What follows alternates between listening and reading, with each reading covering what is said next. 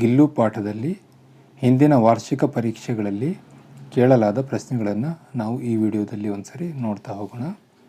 April 2018ರಲ್ಲಿ लेखिका की गैरहाजिरी में गिल्लू ने दिन कैसे बिताए स्पष्ट कीजिए ಅಂದರೆ ಲೇಖಕಿಯವರ ಗೈರು ಹಾಜರಿಯಲ್ಲಿ ಗಿಲ್ಲು ಹೇಗೆ ದಿನಗಳನ್ನು ಕಳೆಯಿತು ಸ್ಪಷ್ಟಪಡಿಸಿ ಅಂತ ಪ್ರಶ್ನೆ ಕೇಳಿದ್ದಾರೆ.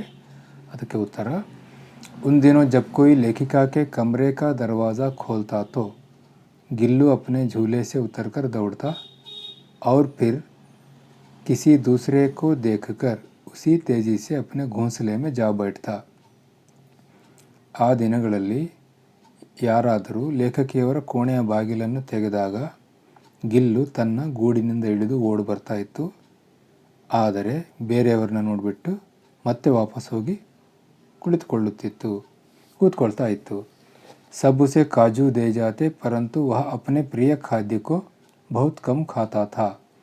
ಎಲ್ಲರೂ ಅದಕ್ಕೆ ಕಾಜು ಅಂದರೆ ಗೋಡಂಬಿಯನ್ನು ಕೊಟ್ಟು ಹೋಗ್ತಾ ಇದ್ದರು, ಆದರೆ ತನ್ನ ಪ್ರಿಯ ಖಾದ್ಯವನ್ನು ತುಂಬ ಕಡಿಮೆ ತಿಂತಾ ಇತ್ತು. इस प्रकार गिल्लू ने लेखिका की गैरहाजिरी में दिन बिताए. ಈ ಪ್ರಕಾರ ಗಿಲ್ಲು ಲೇಖಕಿಯವರ ಗೈರು ಹಾಜರಿಯಲ್ಲಿ ದಿನಗಳನ್ನು ಕಳೆಯಿತು. ಮುಂದಿನ ಪ್ರಶ್ನೆ, ಜೂನ್ 2018ರ ಪ್ರಶ್ನೆ ಪತ್ರಿಕೆಯಲ್ಲಿ ಕೇಳಲಾದ ಪ್ರಶ್ನೆಗಳು. ಲೇಖಿಕಾನೆ ಗಿಲ್ಲು ಕೆ ಪ್ರಾಣ ಕೈಸೆ ಬಚಾಯೆ. ಲೇಖಕಿಯವರು ಗಿಲ್ಲುವಿನ ಪ್ರಾಣವನ್ನು ಹೇಗೆ ಕಾಪಾಡಿದರು, ಉಳಿಸಿದರು. उत्तर ಲೇಖಿಕಾ ಗಿಲ್ಲು ಕೋ ಹೌಲೆ ಸೆ ಉಠಾಕರ್ ಅಪ್ನೆ ಕಮರೆ ಮೇ ಲಾಯಿ. ಲೇಖಕಿಯವರು ಗಿಲ್ಲುವನ್ನು ನಿಧಾನಕ್ಕೆ ಎತ್ಕೊಂಡು ತನ್ನ ಕೊಠಡಿಗೆ ತೆಗೆದುಕೊಂಡು ಬಂದರು. ಫಿರ್ ರೂಯಿ ಸೆ ರಕ್ತ ಪೋಂಚ್ಕರ್ ಘಾವೋಂ ಪರ್ ಪೆನ್ಸಿಲಿನ್ ಕಾ ಮರ್ಹಮ್ ಲಗಾಯ. ನಂತರ ಹತ್ತಿಯಿಂದ ರಕ್ತವನ್ನು ಒರೆಸಿ ಗಾಯಗಳ ಮೇಲೆ ಪೆನ್ಸಿಲಿನ್ನಿನ ಚಿಕಿತ್ಸೆಯನ್ನು ಮಾಡಿದರು, ಔಷಧಿಯನ್ನು ಹಚ್ಚಿದರು. कई घंटे के उपचार के उपरांत उसके मुंह में एक बूंद पानी टपकाया जा सका. ಅನೇಕ ಗಂಟೆಗಳ ಉಪಚಾರದ ನಂತರ ಅದರ ಬಾಯಿಯಲ್ಲಿ ಒಂದು ಹನಿ ನೀರನ್ನು ಬಿಡೋದು ಮಾತ್ರ ಸಾಧ್ಯ ಆಯಿತು. ಅದರ ನಂತರ ಅದು ಚೇತರಿಸ್ಕೊಳ್ತು. ಓ ಠೀಕ್ ಹೋಗಯ ಅಂತ ಇನ್ನೊಂದು ವಾಕ್ಯ ಬೇಕಾದರೆ ಸೇರಿಸ್ಬೋದು. ಅದೇ ವರ್ಷ ಗಿಲ್ಲು ಕೆ ಕಾರ್ಯಕಲಾಪಕ್ಕೆ ಬಾರೆ ಮೇ ಲಿಖಿಯೇ.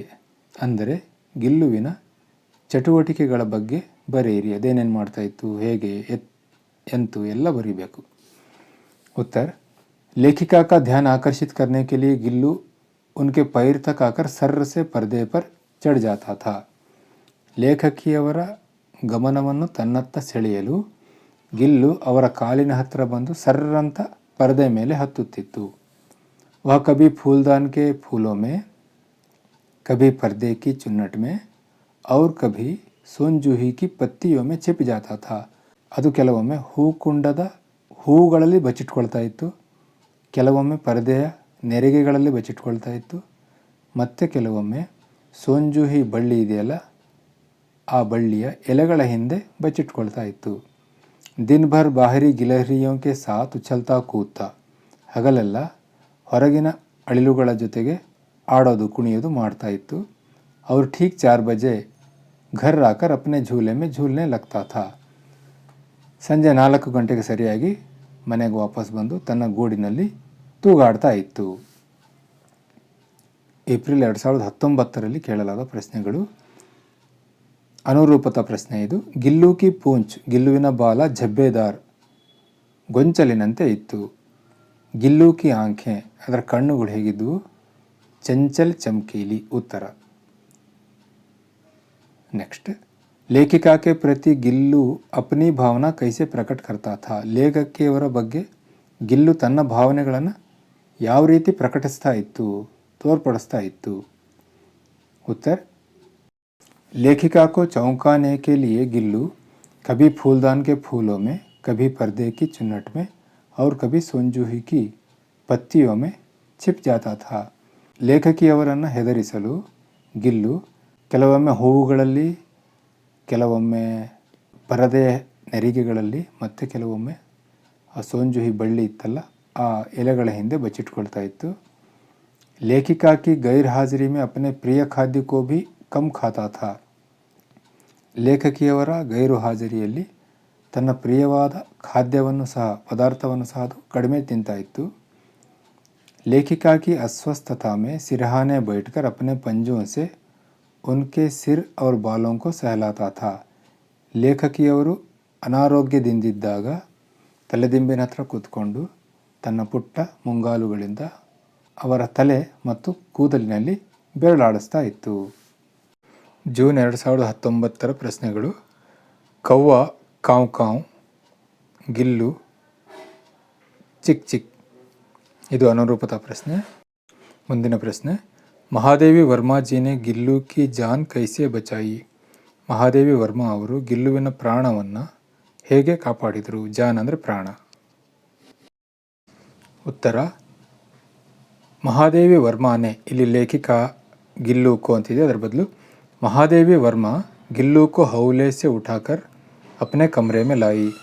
ಮಹಾದೇವಿ ವರ್ಮಾ ಅವರು ಗಿಲ್ಲುವನ್ನು ನಿಧಾನವಾಗಿ ಎತ್ತಿಕೊಂಡು ತನ್ನ ಕೊಠಡಿಗೆ ತೆಗೆದುಕೊಂಡು ಬಂದರು. ಫಿರ್ ರೂಯಿ ಸೆ ರಕ್ತ ಪೋಂಚ್ಕರ್ ಘಾವೋಂ ಪರ್ ಪೆನ್ಸಿಲಿನ್ ಕಾ ಮರ್ಹಮ್ ಲಗಾಯ.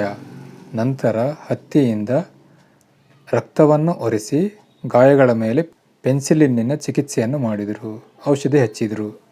ಕೈ ಘಂಟೆ ಕೆ ಉಪಚಾರ ಕೆ ಉಪರಾಂತ್ ಉಸ್ಕೆ ಮುಹ್ ಮೇ ಏಕ್ ಬೂಂದ್ ಪಾನಿ ಟಪ್ಕಾಯ ಜಾ ಸಕಾ. ಅನೇಕ ಗಂಟೆಗಳ ಉಪಚಾರದ ನಂತರ ಅದರ ಬಾಯಲ್ಲಿ ಒಂದು ನೀರು ಹನಿಯನ್ನು ಬಿಡಲಾಯಿತು.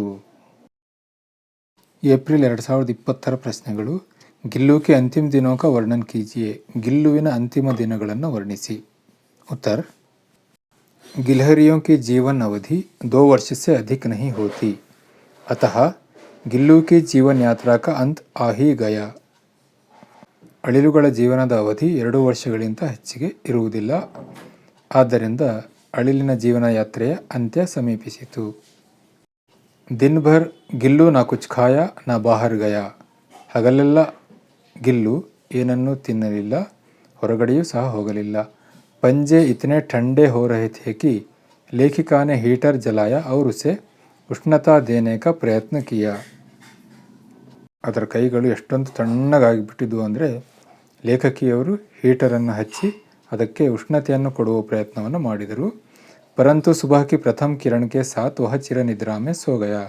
ಆದರೆ ಬೆಳಗಿನ ಪ್ರಥಮ ಕಿರಣದೊಂದಿಗೆ ಅದರ ಜೀವನ ಯಾತ್ರೆ ಮುಗಿಯಿತು, ಅದು ಶಾಶ್ವತವಾಗಿ ಮಲಗಿಬಿಟ್ಟಿತು. ಮುಂದಿನ ಪ್ರಶ್ನೆ. ಗಿಲ್ಲು ಕೆ ಕ್ರಿಯಾಕಲಾಪ್ ಕೆ ಬಾರೆ ಮೇ ಲಿಖಿಯೆ. ಗಿಲ್ಲುವಿನ ಚಟುವಟಿಕೆಗಳ ಬಗ್ಗೆ ಬರೆಯಿರಿ. ಇದು ಸಹ ರಿಪೀಟೆಡ್ ಕ್ವಶನ್.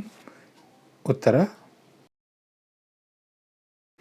लेखिका का ध्यान आकर्षित करने के लिए गिल्लू उनके पैर तक आकर सर्र से पर्दे पर चढ़ जाता था. वह कभी फूलदान के फूलों में, कभी पर्दे की चुन्नट में और कभी सोनजूही की पत्तियों में छिप जाता था. दिन भर बाहरी गिलहरियों के साथ उछलता कूदता और ठीक 4 बजे घर आकर अपने झूले में झूलने लगता था. ಸೆಪ್ಟೆಂಬರ್ 2020 ಪ್ರಶ್ನೆಗಳು. ಗಿಲ್ಲು ಕೆ ದುಃಖದ್ ಅಂತ್ ಕೆ ಬಾರೆ ಮೇ ಲಿಖಿಯೆ. ಗಿಲ್ಲು ಕೆ ಅಂತಿಮ ದಿನೋ ಕಾ ವರ್ಣನ್ ಕೀಜಿಯೆ ಅಂತ 2020 ಕೇಳಿದ ಪ್ರಶ್ನೆಯನ್ನೇ ಇನ್ನೊಂದು ರೀತಿಯಲ್ಲಿ ಕೇಳಿದ್ದಾರೆ. ಗಿಲ್ಲುವಿನ ದುಃಖಾಂತ್ಯದ ಬಗ್ಗೆ ಬರೆಯಿರಿ, ಅದರ ಅಂತಿಮ ದಿನವನ್ನು ಕುರಿತು ಬರೆಯಿರಿ. ಮತ್ತೊಮ್ಮೆ ನಾನು ಅದನ್ನು ಓದ್ತೀನಿ. गिलहरियों की जीवन अवधि 2 वर्ष से अधिक नहीं होती, अतः गिल्लू की जीवन यात्रा का अंत आ ही गया. दिन भर गिल्लू ना कुछ खाया ना बाहर गया. पंजे इतने ठंडे हो रहे थे कि लेखिका ने हीटर जलाया और उसे उष्णता देने का प्रयत्न किया, परंतु सुबह की प्रथम किरण के साथ वह चिर निद्रा में सो गया. ಮುಂದಿನ ಪ್ರಶ್ನೆ. ಗಿಲ್ಲು ಕೆ ಕಾರ್ಯಕಲಾಪ್ ಕೆ ಬಾರೆ ಮೇ ವರ್ಣನ್ ಕೀಜಿಯೆ. ಗಿಲ್ಲುವಿನ ಚಟುವಟಿಕೆಗಳ ಬಗ್ಗೆ ವರ್ಣಿಸಿರಿ. ಹಿಂದೆ ಗಿಲ್ಲು ಕೆ ಕ್ರಿಯಾಕಲಾಪ್ ಕೆ ಬಾರೆ ಮೇ ಲಿಖಿಯೆ ಅಂತ ಕೇಳಿದರು, ಅದನ್ನೇ ಇನ್ನೊಂದು ರೀತಿ ಈ ರೀತಿ ಕೇಳಿದ್ದಾರೆ. ಉತ್ತರ लेखिका का ध्यान आकर्षित करने के लिए गिल्लू उनके पैर तक आकर सर्र से पर्दे पर चढ़ जाता था. वह कभी फूलदान के फूलों में, कभी पर्दे की चुन्नट में और कभी सोनजूही की पत्तियों में छिप जाता था. दिन भर बाहरी गिलहरियों के साथ उछलता कूदता और ठीक 4 बजे घर आकर अपने झूले में झूलने लगता था. ಮುಂದಿನ ಪ್ರಶ್ನೆ. ವರ್ಮಾಜಿ ಕೆ ಪ್ರತಿ ಗಿಲ್ಲು ಕಿ ಮಮತಾ ಕಾ ವರ್ಣನ್ ಕೀಜಿಯೆ. ವರ್ಮಾ ಅವರ ಬಗ್ಗೆ ಅಂದರೆ ಮಹಾದೇವಿ ವರ್ಮಾ ಅವರ ಬಗ್ಗೆ ಗಿಲ್ಲುವಿಗೆ ಯಾವ ರೀತಿ ಮಮತೆ ಇತ್ತು ಅದನ್ನು ವರ್ಣಿಸಿ. ಉತ್ತರ गिल्लू हमेशा लेखिका के समीप रहना पसंद करता था. ಲೇಖಿಕಾಕ್ಕೆ ಅನ್ನೋದರ ಬದಲು ಇಲ್ಲಿ ವರ್ಮಾಜಿಕೆ ಅಂತಲೂ ಬರಿಬೋದು. ಗಿಲ್ಲು ಹಮೇಶಾ वर्मा के समीप रहना पसंद करता था. लेखिका की गैर हाजिरी में बहुत उदास रहता था. ಲೇಖಕಿಯವರ ಗೈರು ಹಾಜರಿಯಲ್ಲಿ ಅದು ಬಹಳ ಬೇಜಾರದಿಂದ ಇರ್ತಾ ಇತ್ತು. ತಬ್ ಕಾಜು ಭಿ ಕಮ್ ಖಾತಾ ಥಾ. ಆಗ ಅದರ ಪ್ರಿಯ ಖಾದ್ಯ ಗೋಡಂಬಿಯನ್ನು ಸಹ ಕಡಿಮೆ ತಿಂತಾ ಇತ್ತು. उनकी अस्वस्थता में तकिए पर सिरहाने बैठकर अपने नन्हे नन्हे पंजों से उनके सिर और बालों को हौले हौले से सहलाता था.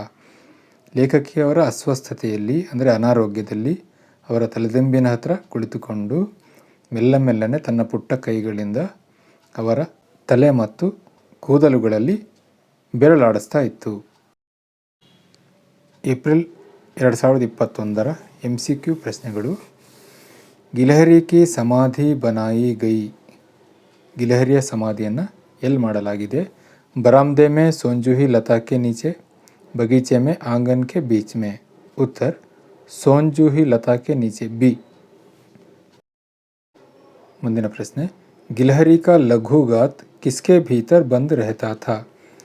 ಅಳಿಲಿನ ಪುಟ್ಟ ಶರೀರ ಯಾವುದರಲ್ಲಿ ಬಂದಿಯಾಗಿರ್ತಾ ಇತ್ತು?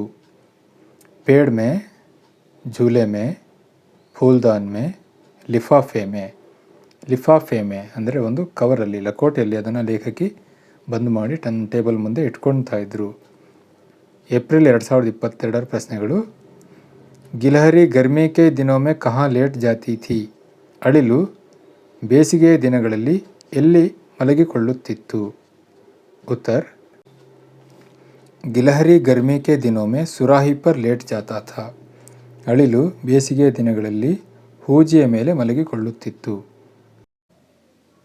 ಅಗಲಾ ಪ್ರಶ್ನೆ. ಮುಂದಿನ ಪ್ರಶ್ನೆ. ಗಿಲ್ಲು ಕೆ ಕಾರ್ಯಕಲಾಪ್ ಕೆ ಬಾರೆ ಮೇ ಲಿಖಿಯೇ. ಮತ್ತದ ರಿಪೀಟೆಡ್ ಕ್ವಶನ್. ಕ್ರಿಯಾಕಲಾಪ್ ಕಾರ್ಯಕಲಾಪ್ ಎರಡೂ ಒಂದೇ. ಗಿಲ್ಲುವಿನ ಕಾರ್ಯಚಟುವಟಿಕೆಗಳ ಬಗ್ಗೆ ಬರೆಯಿರಿ. ಒನ್ಸ್ ಅಗೇನ್ ನಾನು ಆ ಉತ್ತರವನ್ನು ರಿಪೀಟ್ ಮಾಡ್ತಾ ಇದ್ದೀನಿ. लेखिका का ध्यान आकर्षित करने के लिए गिल्लू उनके पैर तक आकर सर्र से पर्दे पर चढ़ जाता था. वह कभी फूलदान के फूलों में, कभी पर्दे की चुन्नट में और कभी सोंजूही की पत्तियों में छिप जाता था. दिन भर बाहरी गिलहरियों के साथ उछलता कूदता और ठीक 4 बजे घर आकर अपने झूले में झूलने लगता था. ಜುಲೈ 2022 ಕೇಳಲಾದ ಪ್ರಶ್ನೆಗಳು. ಲೇಖಿಕಾನೆ ಗಿಲ್ಲು ಕೆ ಪ್ರಾಣ ಕೈಸೆ ಬಚಾಯೆ. ಲೇಖಕಿಯವರು ಗಿಲ್ಲುವಿನ ಪ್ರಾಣವನ್ನು ಹೇಗೆ ಉಳಿಸಿದರು? ಇದು ಸಹ ರಿಪೀಟೆಡ್ ಕ್ವಶನ್. ಉತ್ತರ लेखिका गिल्लू को हौले से उठाकर अपने कमरे में लाई, फिर रुई से रक्त पोंछकर घावों पर पेनिसिलिन का मरहम लगाया. कई घंटे के उपचार के उपरांत उसके मुंह में एक बूंद पानी टपकाया जा सका. ಮುಂದಿನ ಪ್ರಶ್ನೆ. ಗಿಲ್ಲು ने लेखिका की गैर हाजिरी में दिन कैसे बिताए. ಗಿಲ್ಲು ಲೇಖಕಿಯವರ ಗೈರು ಹಾಜರಿಯಲ್ಲಿ ದಿನಗಳನ್ನು ಹೇಗೆ ಕಳೆಯಿತು? उत्तर लेखिका की गैर हाजिरी में जब कोई लेखिका के कमरे का दरवाज़ा खोलता तो गिल्लू अपने झूले से उतरकर दौड़ता और फिर किसी दूसरे को देखकर उसी तेज़ी से अपने घोंसले में जा बैठता. सब उसे काजू दे जाते, परंतु वह अपने प्रिय खाद्य को बहुत कम खाता था. इस प्रकार गिल्लू ने लेखिका के गैर हाजिरी में दिन बिताए. ಅಥವಾ ಛಾಯಿಸಿದರಲ್ಲಿ ಗಿಲ್ಲು ಕೆ ಅಂತಿಮ ದಿನೋं का वर्णन कीजिए. ಇದು ಸಹ ರಿಪೀಟೆಡ್ ಕ್ವಶನ್. ಇದಕ್ಕುತ್ತರ गिलहरियों की जीवन अवधि 2 वर्ष से अधिक नहीं होती, अतः गिल्लू की जीवन यात्रा का अंत आ ही गया. दिन भर गिल्लू ना कुछ खाया न बाहर गया.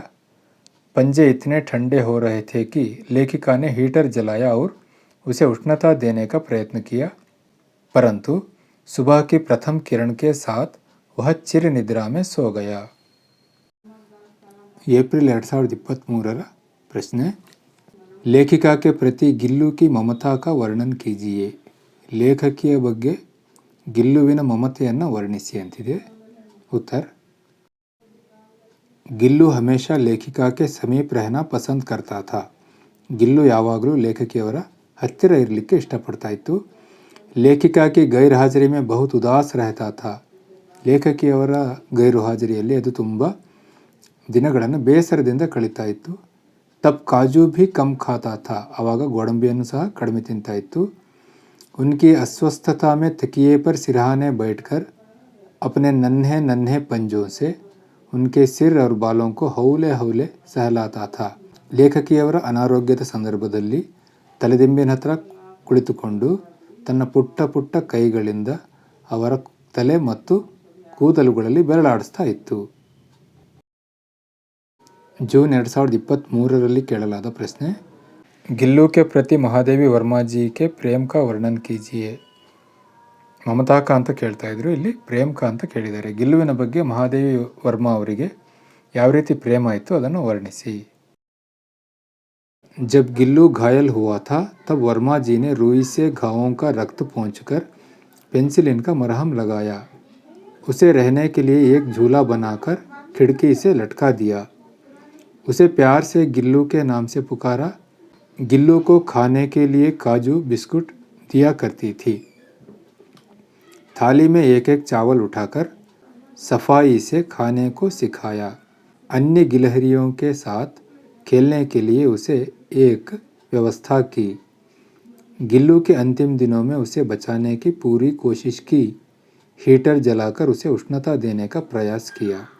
उसकी मृत्यु के बाद सोंजूही लता के नीचे समाधि बनाई गई. ಗಿಲ್ಲುವಿನ ಬಗ್ಗೆ ಮಹಾದೇವಿ ವರ್ಮಾ ಅವರ ಪ್ರೀತಿಯನ್ನು ವರ್ಣಿಸುವ ಎಲ್ಲ ಅಂಶಗಳು ಇದರಲ್ಲಿವೆ. ಗಿಲ್ಲು ಗಾಯಗೊಂಡಾಗ ವರ್ಮಾ ಅವರು ಹತ್ತಿಯಿಂದ ಅದರ ರಕ್ತವನ್ನು ಒರೆಸಿದರು ಮತ್ತು ಪೆನ್ಸಿಲಿನನ್ನು ಹಚ್ಚಿದರು. ಅದಕ್ಕೆ ಇರಲು ಒಂದು ಗೂಡಿನ ವ್ಯವಸ್ಥೆಯನ್ನು ಮಾಡಿದರು. ಅದನ್ನು ಕಿಟಕಿಯಲ್ಲಿ ತೂಗು ಹಾಕಿದರು. ಪ್ರೀತಿಯಿಂದ ಅದನ್ನು ಗಿಲ್ಲು ಅಂತ ಕರೆದರು. ಮತ್ತು ಅದಕ್ಕೆ ತಿನ್ನೋದಕ್ಕೋಸ್ಕರ ಕಾಜು, ಬಿಸ್ಕೆಟ್ ಎಲ್ಲದರ ವ್ಯವಸ್ಥೆ ಮಾಡಿದರು. ತಟ್ಟೆಯಲ್ಲಿ ಒಂದೊಂದೇ ಅಗಳು ಅನ್ನವನ್ನು ತಿನ್ನೋದನ್ನು ಕ್ಲೀನ್ ಮಾಡಿ ತಿನ್ನೋದನ್ನು ಕಲಿಸಿದರು. ಅದರ ಜೊತೆಗೆ ಬೇರೆ ಅಳಿಲುಗಳ ಜೊತೆಗೆ ಆಟ ಆಡಲು ಅದಕ್ಕೆ ಒಂದು ವ್ಯವಸ್ಥೆ ಮಾಡಿಕೊಟ್ರು. ಅದರ ಅಂತಿಮ ದಿನದಂದು ಅದನ್ನು ಉಳಿಸುವ ಎಲ್ಲ ಪ್ರಯತ್ನವನ್ನು ಮಾಡಿದರು. ಹೀಟರನ್ನು ಹಚ್ಚಿ ಅದಕ್ಕೆ ಉಷ್ಣತೆಯನ್ನು ಕೊಡಲು ಪ್ರಯತ್ನಿಸಿದರು. ಅದು ಸತ್ತ ನಂತರವೂ ಸೋಂಜೂಹಿ ಬಳ್ಳಿಯ ಕೆಳಗೆ ಅದರ ಸಮಾಧಿಯನ್ನು ಮಾಡಿದರು.